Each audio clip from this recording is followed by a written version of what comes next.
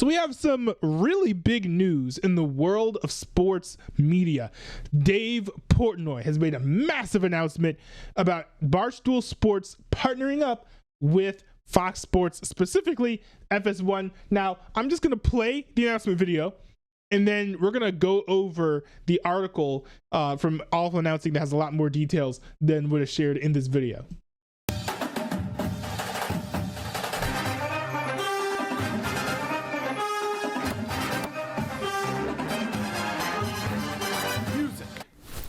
Question for you. What conference has ruled college football year after year after year, national champion after national champion? Answer, the Big Ten. One could say the SEC.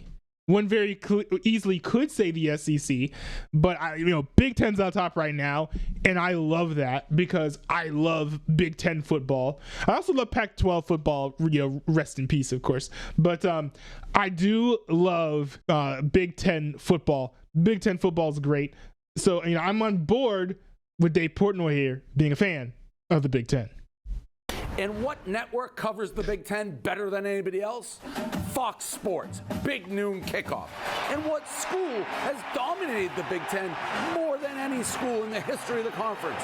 The answer, the Michigan Wolverines. When is... Look. Do you want me to do this? Because okay. Very clearly, Dave, I think you want me to do this. So I'm gonna look this up real quick. So you're saying that the Michigan Wolverines have dominated the Big Ten more than any other sport, but then look at this: Ohio State has won 2 titles in the college football playoff era, while Michigan has won only 1. Now, we're going to be talking about domination, right? Over a span of only, like 10 or 11 years, if Michigan's won only once and Ohio State's won twice, I think it's actually pretty fair to say that Ohio State has dominated the Big Ten, or at the very least, they have been performing twice as good as Michigan. So, it's a little bit of fake news here to say that Michigan has been dominating the Big Ten more than Ohio State. Also, when it comes to the college football national playoff, appearances by team, Michigan has appeared how many times? 1. Michigan has appeared once. And how many times has Ohio State appeared? Oh, I don't know, 3 times. So, I think that you're gonna have like Urban Meyer out there sort of roasting you for such an egregious take. But hey, it's okay. It's okay because you guys know that I'm tolerant, right? I cover politics. You know that when I cover politics, I'm quite tolerant. I'm even more tolerant when it comes to sports. You could be wrong. Feel free to be wrong. Have fun.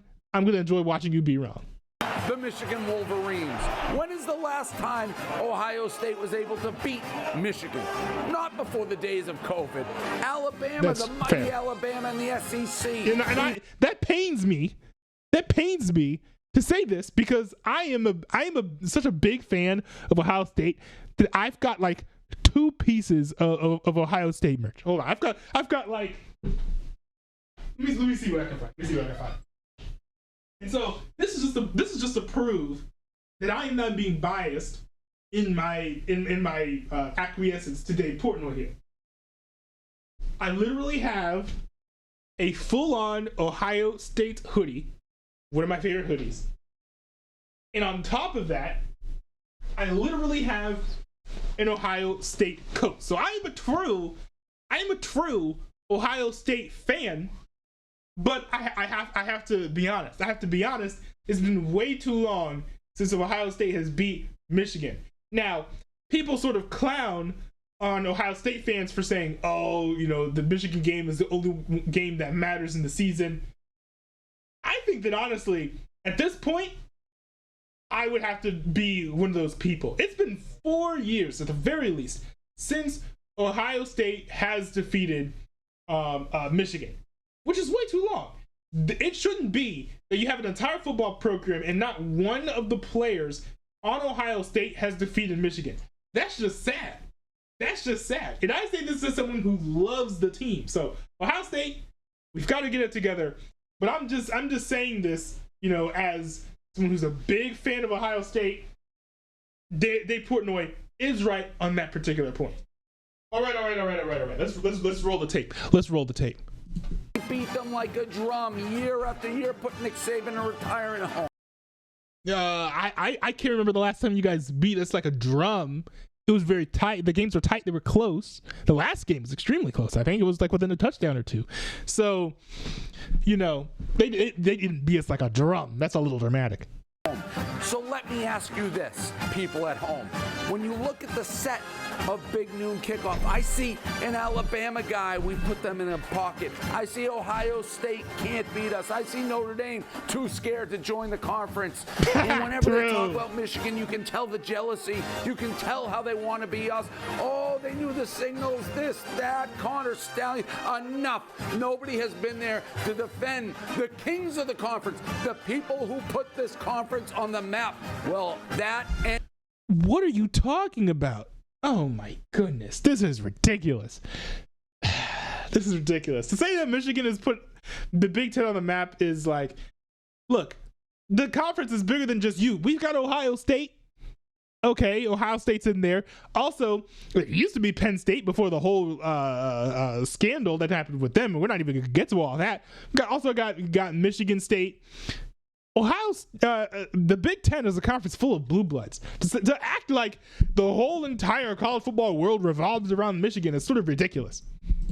What? No, what? You guys gonna go 6-4 again? I'm so scared.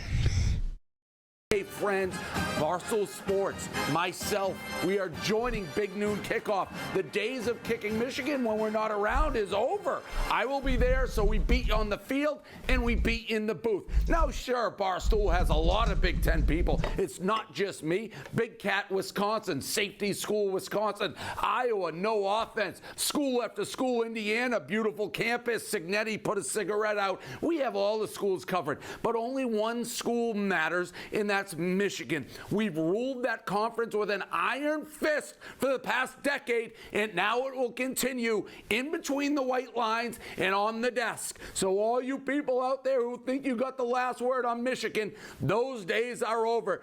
Tune in, Columbus. Big Noon Kickoff. I'll be there with your dysfunctional little national champion. You can't beat us, and you know it. We'll see you soon. Music. Now, I am going to say that I do think that this is really cool. Because, Barstool has always been very outspoken about, wanting to be on linear television. They tried to make something work with ESPN. They weren't able to make anything work. Kind of a sad situation. They made a show that only aired like on one night, and then it got canned for really stupid reasons. So I think on the Barstool side, for people who like Barstool, for people who like independent media, this is really good news. But on the Fox side, I'm not entirely sure how I feel about this yet, because for Fox Sports, first of all, very clearly they're trying to replicate the success of Pat McAfee on College Game Day on ESPN. So to me, this sort of gives me the idea that like Fox Sports has an internal inferiority complex where they feel like they're not good. They feel like they're not good enough. They feel like they're not as good as ESPN. So they have to copy every single thing that they do. If you really think that you're the best, you're going to be innovating in your field. You're not going to be looking to see what other people are doing and trying to mimic and copy them. No, you're going to be forging your own path. And very clearly, that's not what Fox Sports 1 is doing. So they're choosing to copy Dave Portnoy. To me, there's a very massive lack of self-confidence in FS1. But of course, if the content ends up being good, hey, at the end of the day, who cares? Now, there are more details here in the Awful Announcing article. It says here, Dave Portnoy confirms Barstool partnership with Fox Sports. And there's additional detail here. Dave Portnoy will appear on Big Noon Kickoff, and a Barstool daily show will air on FS1 from 8 a.m. to 10 a.m.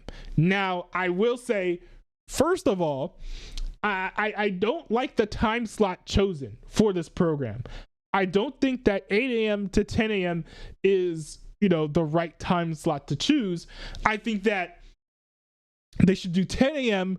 to noon for two reasons. First of all, everybody knows that, Pat McAfee got his start in media, more or less, with Barstool Sports. So I think there's still probably a fair bit of overlap between the Barstool Sports audience and the Pat McAfee audience. Therefore, you could very easily make the case that, hey, Barstool fans, you like the Pat McAfee show?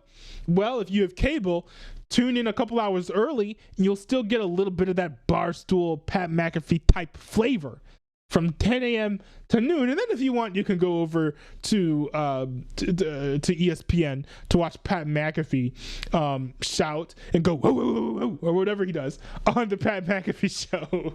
I think that is sort of a compelling pitch.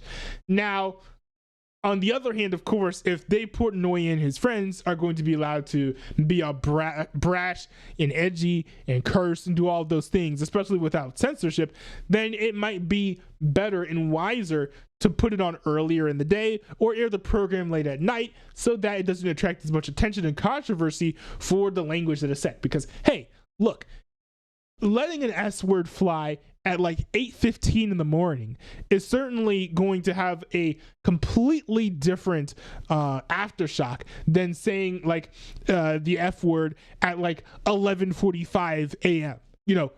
Completely different audience, completely different visibility. It's a big difference. So I think maybe if they're going to be a little loose with the censorship of Dave Portnoy, I'm sure there has to be at least a little bit, but if they're going to be a little loose with the censorship of Dave Portnoy and the Barstool boys, then the 8 to 10 a.m. slot makes a whole lot of sense. Now, I find this all very interesting in the wake of the fact that FS1 recently literally canceled like all of their shows that were airing in the morning. They canceled Breakfast Ball. They canceled The Facility. They also canceled a show called Speak, which I think aired in the afternoon as well. They basically blew up their daytime programming. And so now literally all that the daytime talk programming has left is just reruns of The Herd and reruns of First Things First, I think is what it is. First Things First is the one show still standing on FS1. And I'm really curious to see which direction they go to fill out the schedule. I think pretty much everyone has been like they have to get an online personality on FS1. I personally was thinking it would make sense to grab someone from the Volume because we've got a lot of Fox people on the Volume already. I was thinking maybe grab Club Shay Shay, throw it on at midnight or something. But there are other programs that you could get as well. You got to pick one that's like higher production volume value though, which is why I said, hey, pick Club Shay Shay. But the internet has become a sort of farm system for television personalities in the same way that radio used to be like 30 years ago, which I think is kind of cool and also vindicates my personal position, which is like, hey, podcasts and streamers are the brand new talk radio hosts, right? So it'll be really interesting to see where this goes. I wonder if Dave Portnoy will be a cultural fit. I do feel like he's a bit more normie, so to speak, than Pat McAfee, because Pat McAfee has his own way of speaking and stuff.